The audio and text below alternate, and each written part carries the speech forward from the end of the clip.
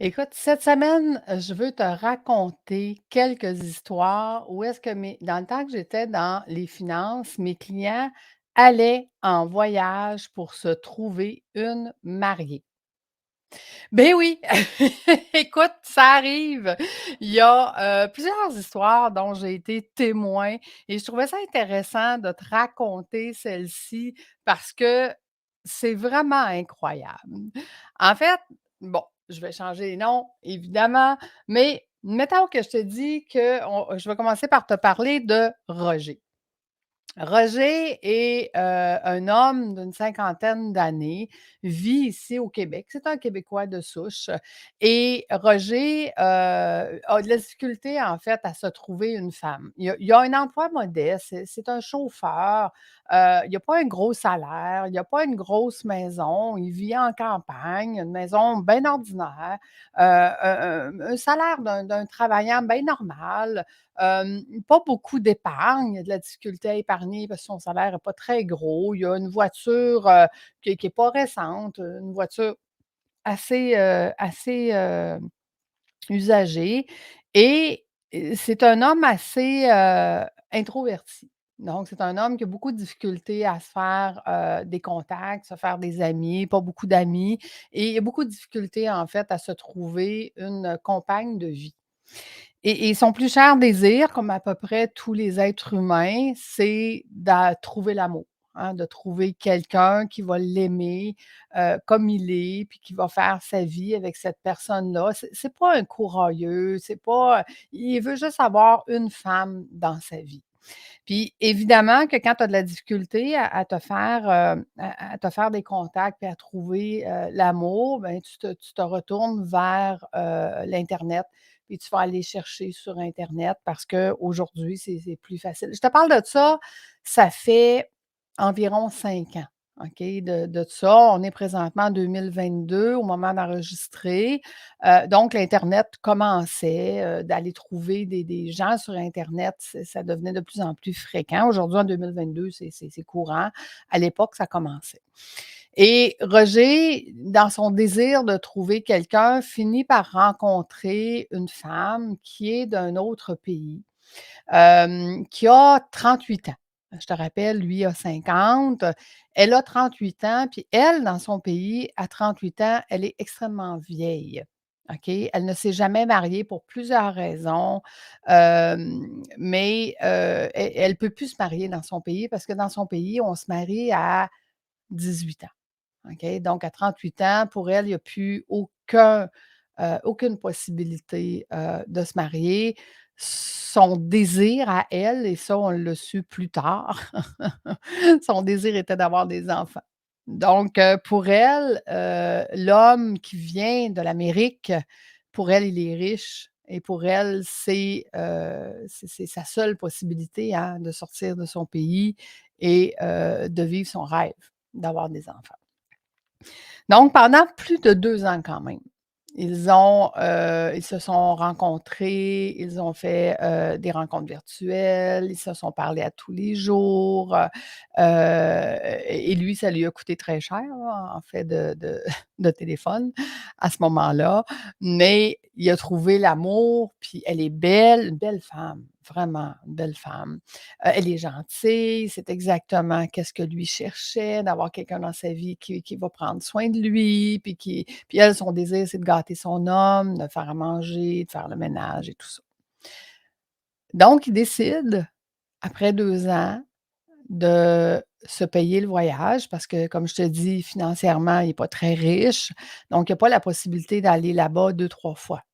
Il a la possibilité d'aller là-bas une fois ou 2.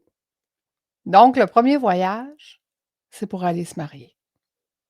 Il l'avait jamais rencontrée en vrai. Il décide de faire le voyage, la rencontre en vrai et 3 jours plus tard, sont mariés dans son pays à elle, avec ses coutumes à elle. Maintenant, il revient au pays, il y a une femme, fait qu'il peut demander à ce qu'elle s'en vienne ici, fait la demande de papiers, donc évidemment que c'est plus facile parce qu'elle est mariée et ça prend, je crois, de mémoire, à peu près 6 mois avant qu'elle vienne le rejoindre. Là, lui, se rend compte que, oh, vivre à 2, puis qu'elle ne travaille pas, ça coûte plus cher.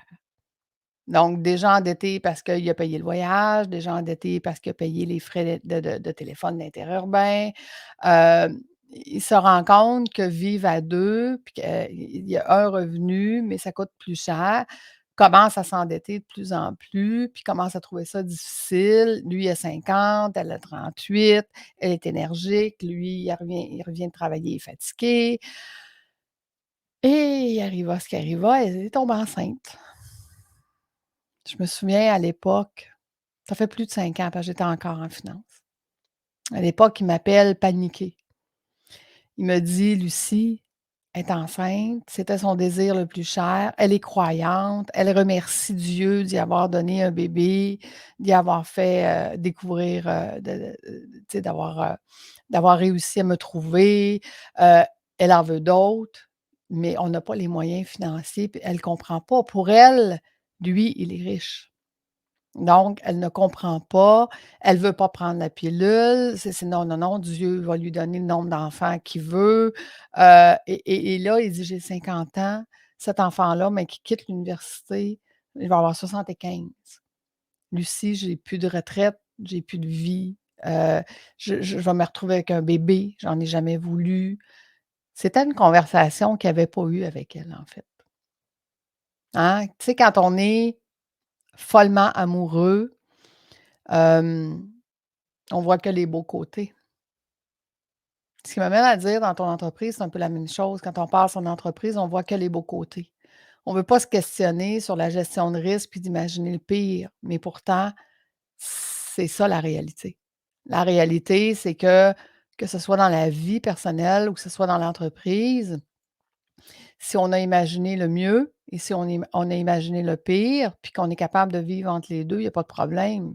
Mais peut-être que si s'était posé la question avant, elle, elle veut des enfants, puis on va peut-être se retrouver avec 5 enfants parce que jamais elle voudra prendre la pilule parce qu'elle dit que c'est Dieu qui lui donne, cet avantage-là. Mais il va peut-être se retrouver avec 5 enfants à l'âge de 80 ans, on ne le sait pas. En fait, quand j'ai quitté les finances, j'ai perdu contact avec cet homme, mais je me souviens encore de son désarroi quand il m'a appelé puis dire: «Écoute, dans quoi me suis-je embarqué?» Ça, c'est l'histoire de Roger. À travers les années financières, j'en ai vu plein d'autres histoires. Hem, te raconter, qu'un, de mes clients, son père son père partait en Thaïlande, aller chercher une femme de ménage. Ramenait la femme de ménage chez lui et quelques années plus tard, la femme de ménage est enceinte. Puis là, on parle de grandes différences d'âge, là, de très grandes différences d'âge. Ce qu'il faut comprendre, c'est que pour ces femmes-là, c'est la seule possibilité d'avoir une vie meilleure. Ils sont pauvres, ils n'ont pas d'argent, ils vivent souvent au crochet de pimp, hein, là-bas, ils doivent travailler, mais c'est le pimp qui fait l'argent. Donc de vivre, comme ça, pour eux, la seule possibilité, c'est de suivre, l'homme d'Amérique, OK? D'autres exemples encore, écoute, j'en ai vu tellement. Un homme qui est marié depuis plusieurs années, s'en va en voyage avec un de ses chums, dans les coins de Thaïlande lui aussi, tombe follement amoureux avec une prostituée et revient ici puis veut tout faire pour la ramener ici. Écoute, il a vidé ses comptes de banque, il a vidé ses placements. 150 000 plus tard, elle n'est toujours pas arrivée. Il y a plus d'argent, il y a plus de femme, puis il vit dans un petit logement miteux parce qu'il a voulu croire au rêve de l'amour, que lui était follement amoureux puis qu'elle aussi, mais en fait, elle était, elle était guidée par ce pimp, hein, et puis c'est lui qui a ramassé l'argent puis elle a rien eu. Et c'est très difficile de sortir ces femmes-là de cet environnement-là. Malheureusement, sur la planète, il y a encore beaucoup trop de ça. Tu sais, de vouloir être heureux de trouver la personne qui va nous accompagner pour le reste de nos jours, c'est légitime. Mais de mettre ses lunettes roses pour dire qu'on va le faire, dans un autre pays, en prenant pas un minimum de protection, de sécurité, de bon sens. Tu sais, je te raconte ça, puis tu dois te dire: «Eh mon Dieu, où est-ce qu'était leur bon sens à ces hommes-là?» Ben, quand tu es amoureux, il y en a plus de bon sens. Donc, est-ce que c'est bien? Est-ce que c'est mal? C'est pas ça la question. La question est beaucoup plus, ces hommes-là étaient prêts à tout perdre pour vivre un moment de bonheur et c'est ce qui leur est arrivé. Ils ont tout perdu pour vivre un moment de bonheur. Tu sais, tout a un prix. Hem, j'ai le bonheur aujourd'hui d'accompagner les gens à faire des voyages pour évoluer, avancer, apprendre, les coacher, les accompagner, les et des fois de démontrer le bon sens. Des fois d'être capable d'être suffisamment avec eux pour connaître leur projet de fou, puis de dire: «Est-ce que tu as réfléchi à qu'est-ce qui était bon, qu'est-ce qui était moins bon pour toi? Est-ce que tu as réfléchi à est-ce que tu as fait ta gestion de risque de qu'est-ce qui était meilleur, qu'est-ce qui pouvait être le pire? Est-ce que tu es prêt à aller assumer le pire?» C'est quelque chose en tant qu'être humain qu'on ne veut pas regarder, mais qu'en tant qu'entrepreneur, les meilleurs chefs d'entreprise sont capables de faire. Un entrepreneur, souvent, va se garrocher la tête baissée, fera pas sa gestion de risque, regardera pas ces côtés-là, va va foncer tête première dans le projet. Puis après ça, il va dire: «Ah, j'ai encore perdu de l'argent» ou tu sais, je me suis encore planté, puis pourtant ça pourrait être évité. Écoute, trouver sa mariée en voyage, c'est tu vas dire c'est ultime. Il faut vraiment être au point de dire: «Écoute, jamais à côté de moi, je trouverai quelqu'un dans mon entourage ou dans les gens que je connais qui va m'aimer comme je suis».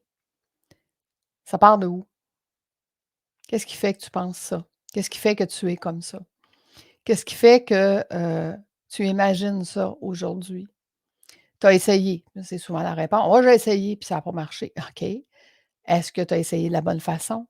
Est-ce que tu as travaillé sur toi de la bonne façon? Est-ce que tu as regardé toutes les options, toutes les possibilités? Est-ce que c'est ça la meilleure possibilité? Tu as évalué tous les risques et tu te dis, après l'évaluation de tous les risques: «Je suis capable de vivre avec les risques et c'est ça ma meilleure possibilité». Ça se peut.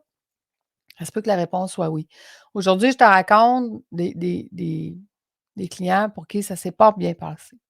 Est-ce qu'il y en a que je connais que ça s'est bien passé? Très peu, très peu, OK? Parce que le désir de l'un de se faire aimer, puis le désir de l'autre de se sortir d'un enfer, ben, l'objectif est pas le même au final.